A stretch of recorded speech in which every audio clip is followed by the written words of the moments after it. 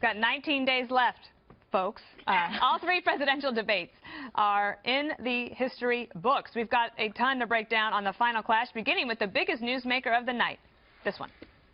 Do you make the same commitment that you will absolutely, sir, that you will absolutely accept the result of this election? I will look at it at the time. I'm not looking at anything now. I'll look at it at the time. One of the prides of this country is the peaceful transition of power, and that no matter how hard fought a campaign is, that at the end of the campaign, that the loser concedes to the winner. Are you saying you're not prepared now to commit to that principle? What I'm saying is that I will tell you at the time. I'll keep you in suspense. Well, okay? Chris.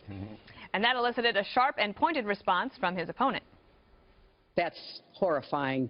You know, every time Donald thinks things are not going in his direction, he claims whatever it is rigged against him. He is denigrating, he's talking down our democracy. And I, for one, am appalled that somebody who is the nominee of one of our two major parties would take that kind of position.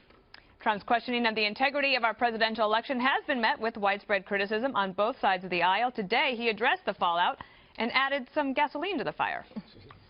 Ladies and gentlemen, I want to make a major announcement today. I would like to promise and pledge to all of my voters and supporters and to all of the people of the United States that I will totally accept the results of this great and historic presidential election if I win. Oh my goodness. So, not content to leave that story to die, he just added more to it, but we'll be talking about it for a lot more. Eric, when he said that last night in the debate, did you immediately think, oh, there's your headline?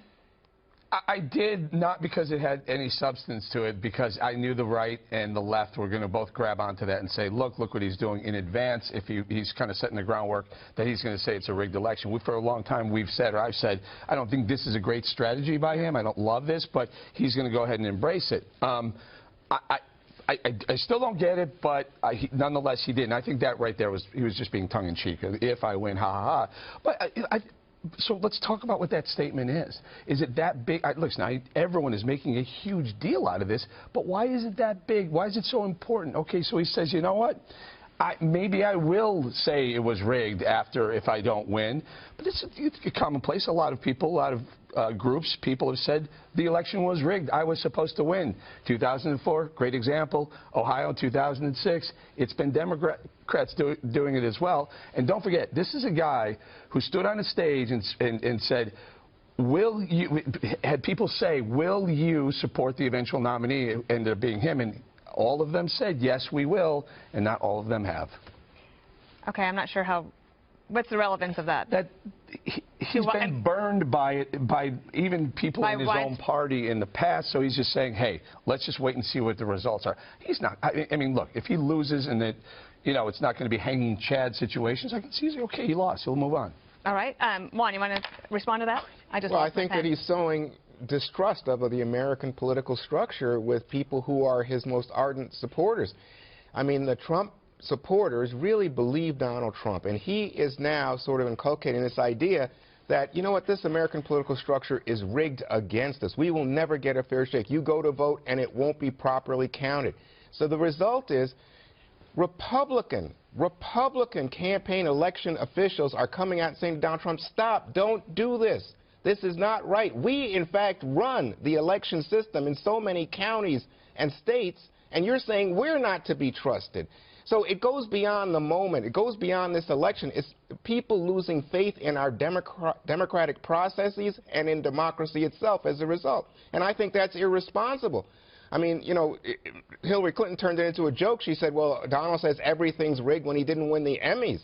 And he said, I should have won it. But that was pretty funny, although, on his part. Yeah, but I mean, but we're talking about a real serious issue here. We're talking about, you know, the heart of the political structure. Well, speaking of serious issues, Kimberly, the first of these 30 minutes, I thought, especially Chris Wallace, the moderator, who has received widespread praise for his role last night, he really hit several substantive issues: guns, Supreme Court, immigration and abortion right away. Yeah, right away he got to the meat, and I think also it was very important because he set the tone for the evening, like, listen, this is, you know, big boy time, big girl time. There was not going to be any messing around, and he checked the audience too. So I think everyone was like, wow, okay, this is going to be straightforward. And I think from there, it really lent itself to success for the night, and people got to listen and hear. I mean, I think Chris Wallace gave a master class in debate moderating. I thought he was fantastic and brought the best out in terms of both of the candidates, making them both look, you know, presidential in terms of answering the question. So it was great. I liked it a lot. What did you think from, where did you guys watch it? Because you guys came home on the red eye last night. I watched it in my hotel room. Oh, you did? Yes, I did. I had the hotel robe on, and I ordered myself a nice piece of meat. I thought Chris Wallace Okay, Hannibal Lecter. tried to achieve the impossible, which was to find the high road in quicksand, and I thought he did. I agree with Eric about this controversy. I mean, being surprised by that is you should be surprised by sunlight. That's pure vintage Donald Trump. You know, it's not a refusal. It's more like a natural outgrowth of his negotiation. It's like, I'm not going to, everything's on the table for him. It's always going to be on the table. He's not going to tell people what he's doing. That's his shtick. I don't think, it's weird. Every time a Republican does something, it's horrifying. But you could find 5 or 6 examples of somebody on the left doing the same thing, whether it's Black Lives Matter or Occupy Wall Street or Senator Sanders, even Barack Obama talking about division, talking about the little guy being screwed. And that's considered majestic and romantic. You have somebody on the right who's doing it, and it's somehow the whole democracy is under threat. Everything's going to be destroyed. I think he's just having that to me is harmless and kind of funny. Can I just throw a couple of examples out as well? 2000, Jesse Jackson said, we have to check the integrity of the system. Salon in 2012, is the GOP stealing Ohio? 2000, New York Magazine, Rolling Stone, 2 occasions, 2 years apart, saying, was the 2004 election stolen? Yes. Howard Dean actually says the voting machines were not reliable. And Fahrenheit 9/11. The left has been saying this exact same thing that Donald Trump has said for the last 16 or longer years. There's such an important point to be made here, Eric. Is after? Al Gore. Yeah. Al Gore, when he lost in a highly controversial election in our lifetime, something all of us at this table lived through, Al Gore said, you know what? When, though?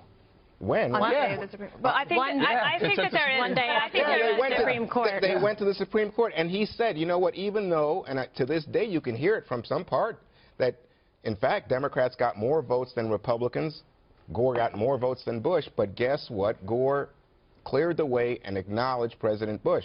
What you're talking about, there are people who are not the candidate.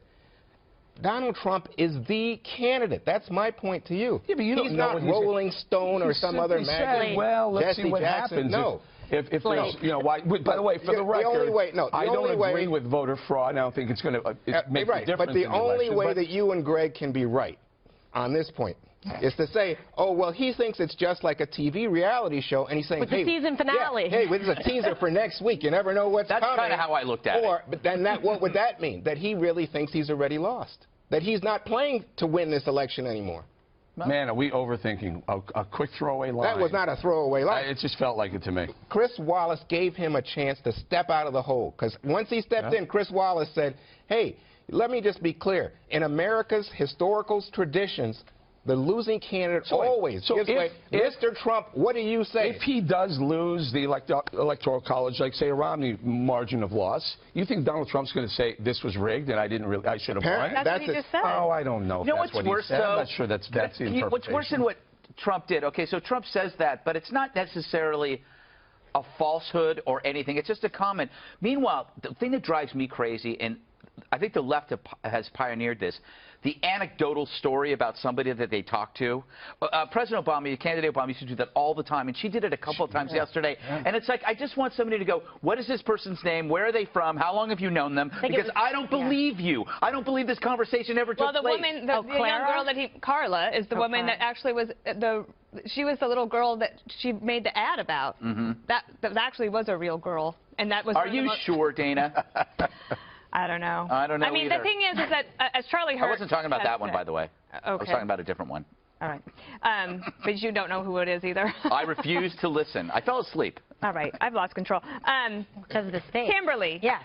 Well, it's heavy in your stomach. Yes.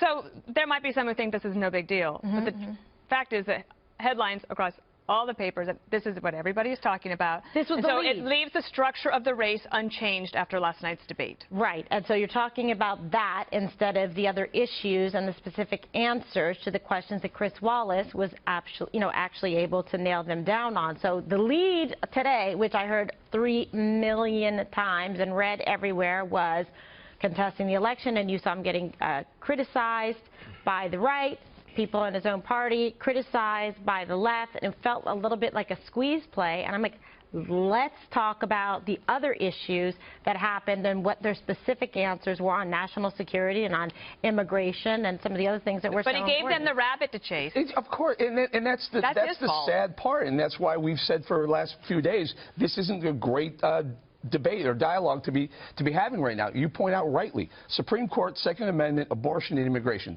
Right away, in the first 30 minutes, the first 4 topics, and Donald Trump drew a line and said, this is where we are on these policies, major policy issues. Here's where she is. And he nailed that. And then he went ahead with this thing. I just don't really get it. Maybe there's something on the backside of this. I don't understand, but you're right. And so every on paper and every lead hotspots, is too. about this comment. Yeah. You know what? You're upset.